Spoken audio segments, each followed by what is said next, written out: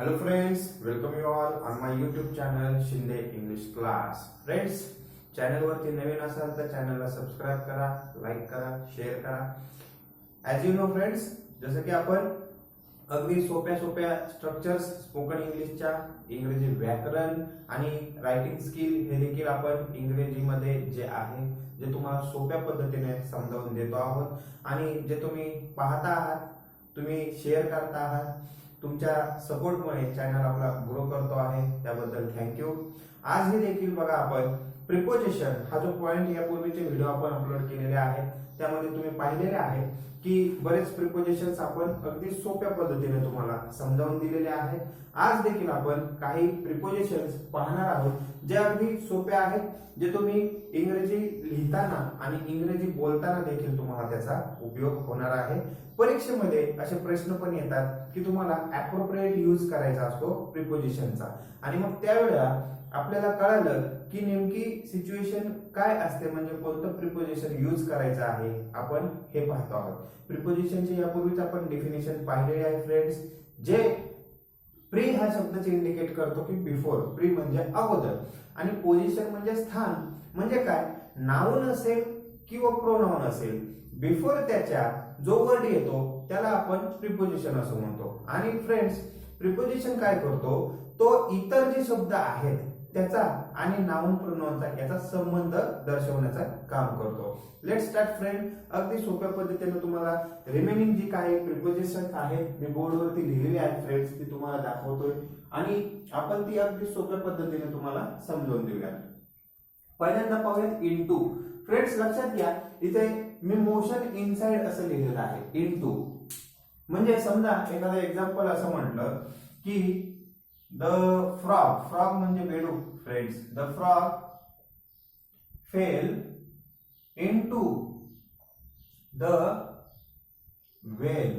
बघा फ्रेंड्स, मी इथे इन नाही म्हटलेले, इथं इनटू म्हटलेले. हा शब्द लक्षात घ्या. मोशन म्हणजे गती आहे फ्रेंड्स. लक्षात घ्या, इथे ही एक वेल आहे असं लक्षात घ्या. ही वेल आहे आणि हा फ्रॉग इथे आहे असं लक्षात घ्या फ्रेंड्स. आणि मग हा काय करतो आहे, इथे अजून तो आतमध्ये पडलेला नाहीये फ्रेंड्स.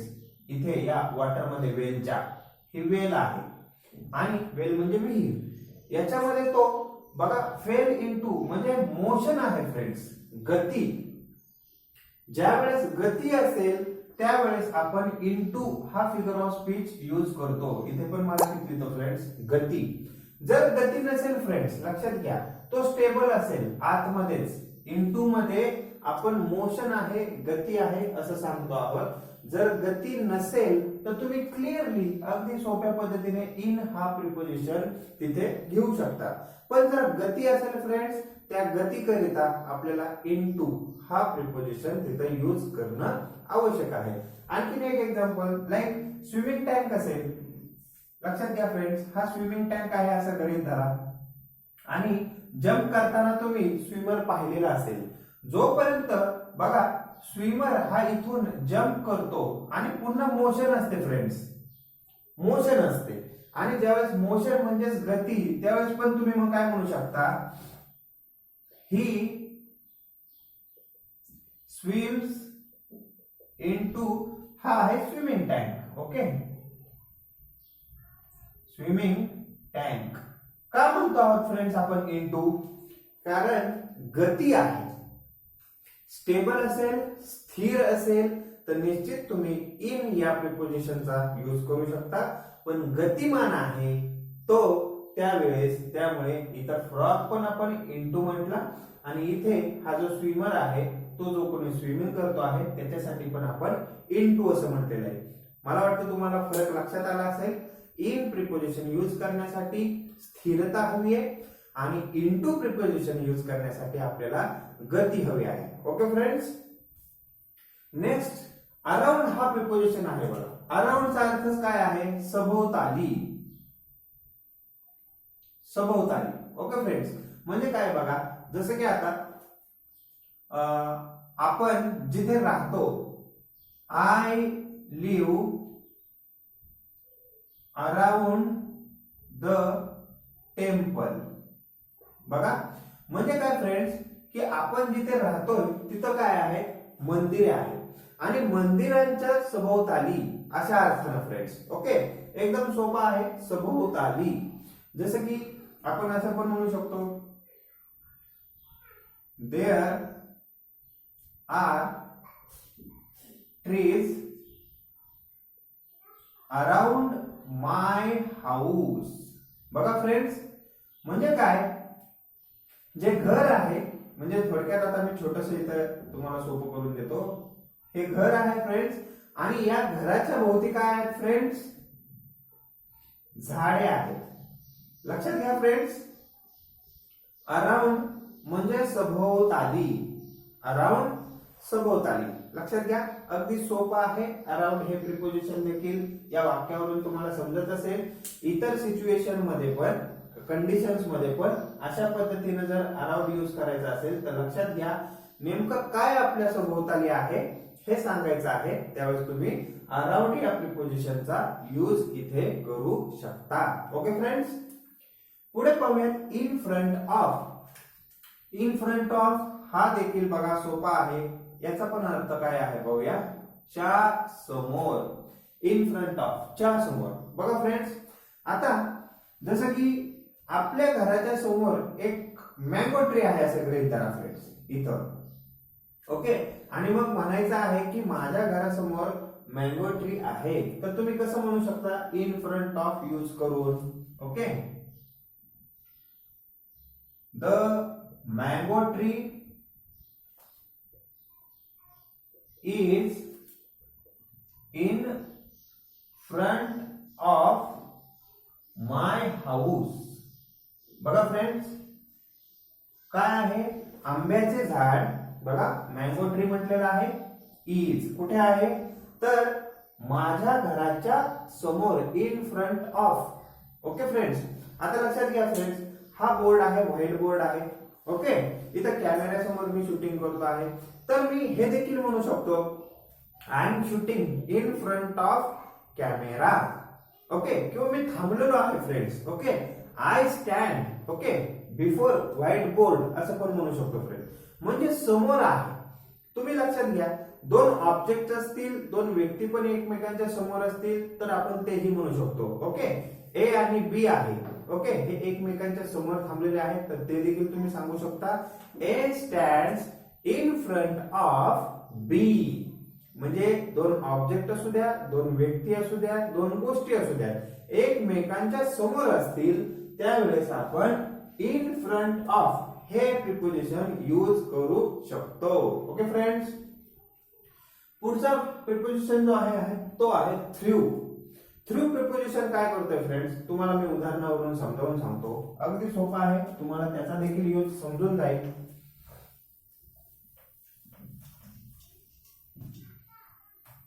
बघा फ्रेंड्स, थ्रू.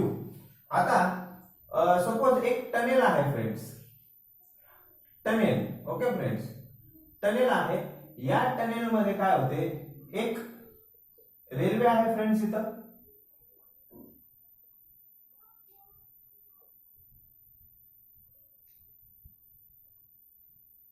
रेल्वे आहे. ओके फ्रेंड्स, बघा आता ही रेल्वे काय करते आहे, फ्रॉम, आता एक बाजू आहे friends, from this side to that side जाणार आहे फ्रेंड्स.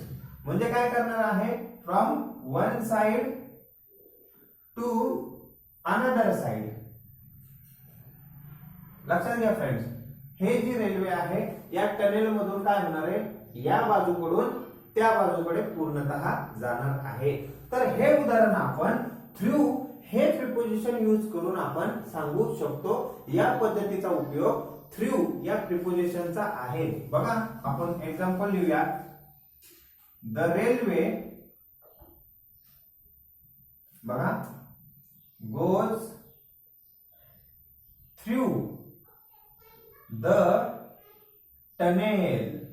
फ्रेंड्स लक्षात घ्या, थ्रू हे प्रिपोजिशन आलंय, याचाच अर्थ आपल्याला समजावून घ्यायचा आहे की जी रेल्वे आहे ती एका बाजूकडून दुसऱ्या बाजूला जाणार आहे, म्हणून थ्रू हे प्रिपोजिशन घेतलेलं आहे. आणखी एक एक्झाम्पल पहा फ्रेंड्स, जसं की एखादा फॉरेस्ट आहे फ्रेंड्स, फॉरेस्ट. ओके, जंगल. जंगलामध्ये जर तुम्ही आतमध्ये फिरत असाल फ्रेंड्स फॉरेस्ट मध्ये, आतमध्ये, तर तुम्ही तिथे इन वगैरे म्हणताय, इन टू म्हणताय. ओके, बट फ्रेंड त्याच फॉरेस्ट मध्ये तुम्ही from one side to another side जात असाल तर मग तुम्ही थ्रू ह्या प्रिपोजिशनचा उपयोग करू शकता. I walk through the forest. एकदम सोपा आहे फ्रेंड्स. थ्रू या प्रिपोजिशनचा उपयोग करण्याकरिता आपण एका बाजूकडून दुसऱ्या बाजूकडे जातो आहोत. लक्षात आलं फ्रेंड्स. आता आणखीन एक एक्झाम्पल, जसं की मुलं क्रिकेट खेळतात फ्रेंड्स. क्रिकेट खेळताना काय होतं, एखाद्याच्या घराची काच वगैरे फुटते फ्रेंड्स, आणि जो बॉल असतो तो बॉल काय करतो फ्रेंड्स, समजा या दिशेकडून आला आणि फुटून तो इकडे पडला, विंडो ब्रेक झाली आणि बॉल तिकडे पडला. तर आपण हे देखील याच प्रिपोजिशनच्या मदतीने सांगू शकतो, थ्रूच्या मदतीने. का? कारण बॉल देखील एका बाजूकडून आला आणि दुसऱ्या बाजूकडे गेला. लक्षात घ्या, आपण इन म्हणजे फक्त आत म्हणू शकत नाहीये, कारण तो काही तिथे काचेच्या आतमध्ये बसला नाही फ्रेंड्स. लाईक या एक्झाम्पल प्रमाणे इथे टनेल मध्ये जर रेल्वे अडकून बसली तर तुम्ही इन हे प्रिपोजिशन निश्चित यूज करू शकता फ्रेंड. पण ती ट्रॅव्हल करते आहे, ती जाते आहे from one side to another, म्हणून इथे थ्रू आला फ्रेंड्स. या एक्झाम्पल मध्ये पण जसं म्हटलं, तुम्ही जर फॉरेस्ट मध्ये, जंगल मध्ये थांबलात, बसलात, मग ती पोझिशन तुमची इन असेल, मुवमेंट असेल तर इन टू असेल. पण तुम्ही जंगलाच्या एका बाजूकडून दुसऱ्या बाजूकडे जात आहात तर त्यावेळेस थ्रू हे प्रिपोजिशन सांगू शकता. मग बॉलचं देखील तसंच आहे बघा. द बॉल केम, आला म्हणतो आपण. Okay, the ball came through the window. मला वाटतं फ्रेंड्स आता तुम्हाला थ्रू हा प्रिपोजिशन देखील परफेक्टली समजलेला असेल. स्पोकन इंग्लिश मध्ये पण आपल्याला अशी प्रिपोजिशन्स यूज करायचे असतात फ्रेंड्स. मी नेहमी सांगतो, इंग्रजी ही एक जागतिक भाषा आहे. एकही घटक इंग्रजीचा असा नसतो की त्याचा उपयोग होणारच नाही. स्किल्स आहे, डेव्हलप करतो आपण अगदी सोप्या पद्धतीने. तुम्ही ते लिहून घ्या आणि अंडरस्टँड झालेला असेल तर पुढचं पाहूया. आता आपण पाहणार आहोत बियॉन्ड. बियॉन्ड म्हणजे काय बघा फ्रेंड्स. बियॉन्डचा अर्थ आहे च्याही पलीकडे. लक्षात घ्या फ्रेंड्स. कदाचित आपण असं पण पाहतो, च्या आवाक्या बाहेर. ओके, असं देखील त्याला सांगतो. म्हणजे उदाहरणावरून तुम्हाला लक्षात येईल फ्रेंड्स. बघा, समजा पालक आपल्याला कधी कधी सांगतात, don't go beyond the river. बघा फ्रेंड्स, इथं बियॉन्ड यूज केलेला आहे. म्हणजे एक रिव्हर आहे, एक नदी आहे, त्या नदीच्या पलीकडे, म्हणजे एक लिमिटेशन दिली आपल्याला, त्याच्या बाहेर कोणी जाऊ नका. हे असं सांगण्याचं काम आपण बियॉन्ड या प्रिपोजिशनच्या मदतीनं करू शकतो. स्पोकन मध्ये देखील असं बोललं जातं फ्रेंड. जर एखादा व्यक्ती काही मर्यादांच्या पुढे जाऊन बोलत असेल तर आपण असं देखील त्यांना सांगतो, don't go beyond your limitations. Okay friends, अगदी सोपं आहे. किंवा नेव्हर क्रॉस बियॉन्ड लिमिटेशन्स असं पण म्हणू शकतो सर.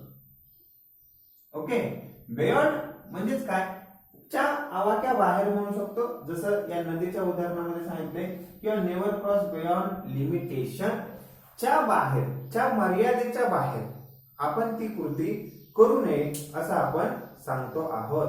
आता सपोज काही गोष्टी इमॅजिन करतात लोक, ज्या घडू पण शकत नाही, पण याला कदाचित अशा काही घडत असतील आणि आपण मग त्यावेळेस म्हणतो बघा, that thing happened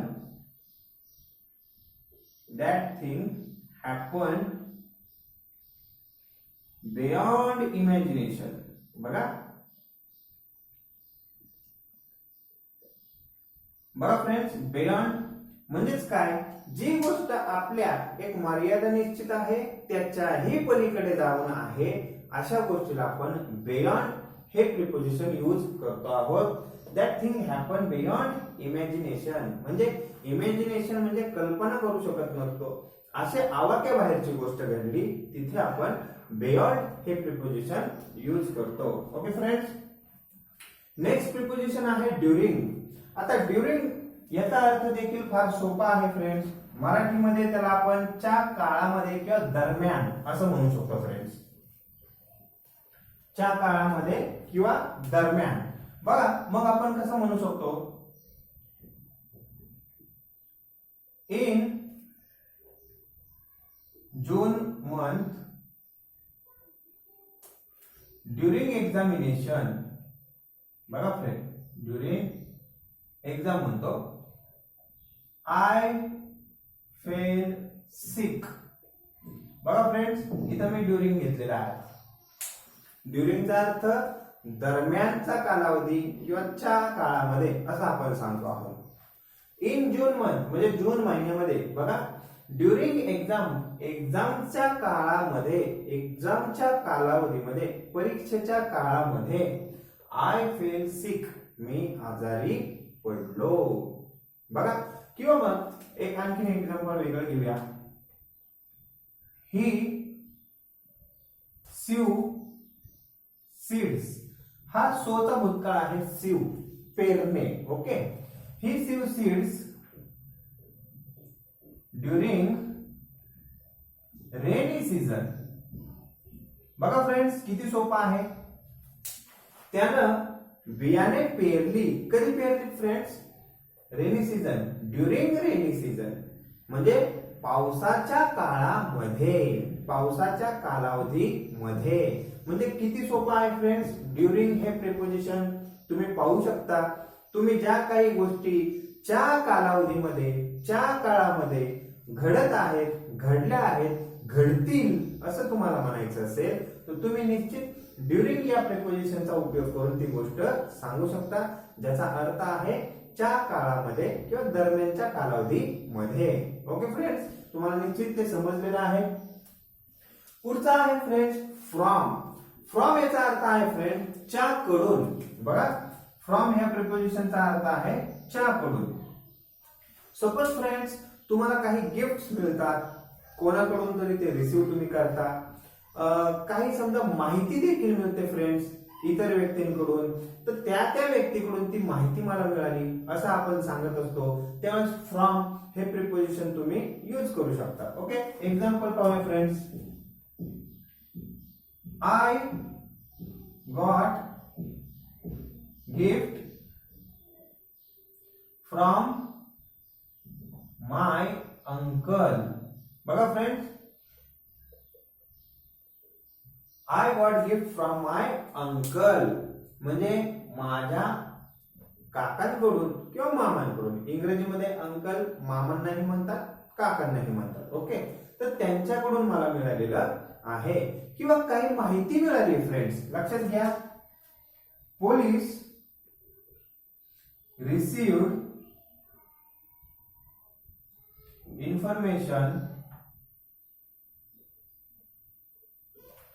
फ्रॉम. बघा, स्पाय म्हणजे काही हेर असतात त्यांच्याकडून बघा इन्फॉर्मेशन मिळाली. म्हणजे फ्रॉम हे प्रिपोजिशन किती सोपं आहे फ्रेंड्स. कोणाकडून, कोणापासून काय मिळालं हे सांगण्यासाठी आपण फ्रॉम या प्रिपोजिशनचा उपयोग करू शकतो. अगदी सोपा आहे फ्रेंड्स. एक्झाम मध्ये जर आली अशा कंडिशन त्या सेंटेन्स मध्ये निश्चित तुम्ही तिथे फ्रॉम असेल तर त्याचा उपयोग तुम्ही करू शकाल. सोपा आहे. नेक्स्ट आहे प्रिपोजिशन अक्रॉस. फ्रेंड्स, अक्रॉस लक्षात घ्या. आता आपण अक्रॉस पाहूया. अक्रॉस हे प्रिपोजिशन जे आहे फ्रेंड्स ते काय करतंय, from one side to another. Okay. जसं की एक्झाम्पल मध्ये पाहूयात आपण. He walks across the road. बघा फ्रेंड्स, म्हणजे रस्ता आहे आणि तो रस्ता एका बाजूकडून दुसऱ्या बाजूकडे चालला किंवा चालतोय. Okay friends. किंवा रिव्हर असेल फ्रेंड्स, लक्षात घ्या. ही स्वॅम अक्रॉस द रिव्हर. लक्षात घ्या फ्रेंड्स, आपण इन आणि इनटू हे जे आहे एक मोशन एक्सप्लेन करतं, एक तिथे स्थिरता एक्सप्लेन करतंय. पण तो जर एका बाजूकडून दुसऱ्या बाजूकडे पाण्यामध्ये आहे, रस्त्यावरती आहे आणि तो चालला आहे, पोहला आहे, तर ही सिच्युएशन अक्रॉसची आहे फ्रेंड्स. लक्षात घ्या, आपण इथे स्थिर नाही किंवा तिथे मोशन आहे पण जागेवरती नाही, तो एका रस्त्याच्या बाजूकडून दुसऱ्या बाजूला जातो आहे म्हणून अक्रॉस.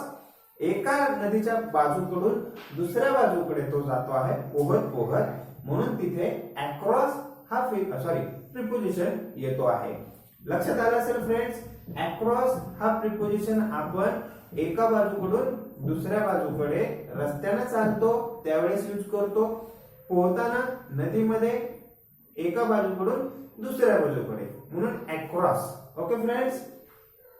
नेक्स्ट आहे विदिन. विदिन हा प्रिपोजिशन पण अगदी इझी आहे फ्रेंड्स. Let's see. बघा, आता जर टीचर्सनं तुम्हाला होमवर्क वगैरे दिलेला असेल आणि तुम्हाला तो सांगतात किंवा प्रोजेक्ट दिलेला असेल की 1 महिन्यामध्ये तुम्ही काय करा, तो प्रोजेक्ट सबमिट करा, किंवा होमवर्क दिलेला असेल तर तेवढ्या दिवसांमध्ये तो सबमिट करा, दाखवा, चेक करून घ्या. Let's see example. बघा, teacher told to submit homework within. बघा फ्रेंड्स, विदिन 2 days. म्हणजे विदिनचा अर्थ काय आहे फ्रेंड्स, 2 दिवसांमध्ये, तेवढ्या कालावधीमध्ये प्रोजेक्ट दिलेला असेल. Okay. We have to submit project within months. बघा फ्रेंड, विदिन मंथ म्हणजे काय केलेलं आहे, तुम्हाला वरच्या एक्झाम्पल मध्ये विदिन 2 days म्हणजे 2 दिवसांचा कालावधी मिळालेला आहे. इथे विदिन मंथ म्हटलेलं आहे म्हणजे महिन्याचा कालावधी मिळालेला आहे, आणि मग तेवढ्या दिवसांमध्ये तुम्ही त्याचं सबमिशन करायचं आहे. फ्रेंड्स, तुम्हाला जर अशी काही कंडिशन असेल, सिच्युएशन असेल, एक्झाम्पल असेल की तेवढा निश्चित कालावधी दिलेला आहे आणि तेवढ्या दिवसांमध्ये तुम्हाला ती गोष्ट करायची आहे, त्यावेळेस तुम्ही विदिन हा प्रिपोजिशन यूज करू शकता, जसं की या 2 एक्झाम्पल मध्ये आपण पाहिलेलं आहे. ओके फ्रेंड्स, एक्झाम मध्ये जरी असं उदाहरण आलं आणि तिथे जर कालावधी असेल आणि तेवढा मेन्शन करून तेवढ्या दिवसामध्ये ते घडणं अपेक्षित आहे असं जर तिथं असेल तर निश्चित तुम्ही विदिन हा प्रिपोजिशन तिथे यूज करा. नेक्स्ट आहे फ्रेंड्स टुवर्ड्स. हा देखील अगदी इझी आहे फ्रेंड्स, तुम्हाला उदाहरणाद्वारे मी समजावून सांगतो. टुवर्ड्स, पहा फ्रेंड्स, आपण नेहमी अगदी सोप्या पद्धतीने तुम्हाला समजावून सांगतो. स्पोकन इंग्लिश असेल, ग्रामर असेल, इव्हन रायटिंग स्किल असेल, इंग्रजी भाषेशी संबंधित ज्या काही गोष्टी आहेत तुम्हाला अगदी सोप्या पद्धतीने आपण देतो, ज्याच्यामध्ये नेहमी आपला प्रयत्न राहतो ज्यांना इंग्रजी वाचता येतं त्यांना इंग्रजी बोलता पण येणार, आणि जर एक स्किल डेव्हलप झालं तर निश्चित त्याच्यावरती आधारित तुमचे सगळे बेनिफिट्स तुम्हाला मिळतील. Let's see. लास्ट प्रिपोजिशन आहे टुवर्ड्स. ओके फ्रेंड्स, शेवटचं प्रिपोजिशन पाहण्यापूर्वी चॅनलवरती नवीन असाल तर चॅनलला सबस्क्राईब करा, लाईक करा, शेअर करा.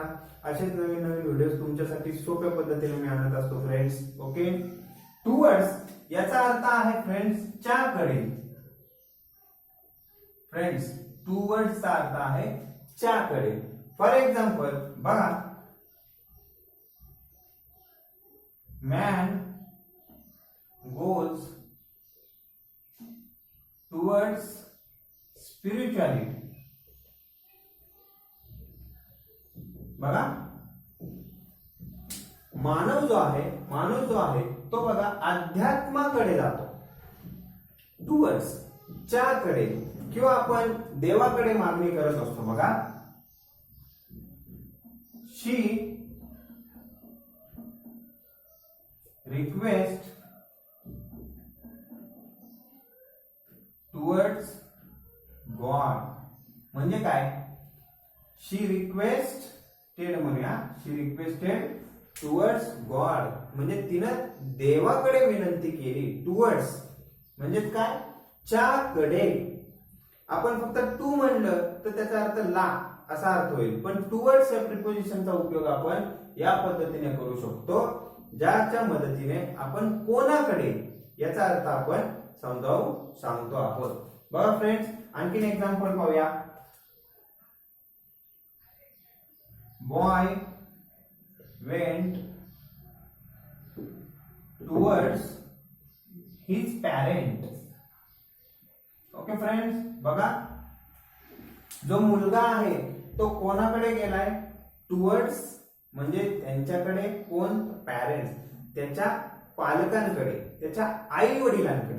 म्हणजे टुवर्ड्स हा प्रिपोजिशन देखील सोपा आहे फ्रेंड्स. याच्या मदतीने आपण कोण कोणाकडे काय ऍक्टिव्हिटी करत आहे, गेला, आला, ओके, त्या पद्धतीने आपण इथे टुवर्ड्स हा प्रिपोजिशन पाहिला. आय होप तुम्हाला टुवर्ड्स हा प्रिपोजिशन आणि इतर प्रिपोजिशन्स ज्याचे अर्थ विथ एक्झाम्पल्स आपण सोप्या पद्धतीने पाहिले ते समजलेले असतील फ्रेंड्स. यापूर्वी पण आपण बरेच व्हिडिओ अपलोड केलेले आहेत, ते देखील पहा. जरूर त्याला नोट डाऊन करा, रिवाइज करा, जेणेकरून तुम्हाला इंग्रजी लिहिणे आणि बोलणे सोपे जाईल. थँक्यू.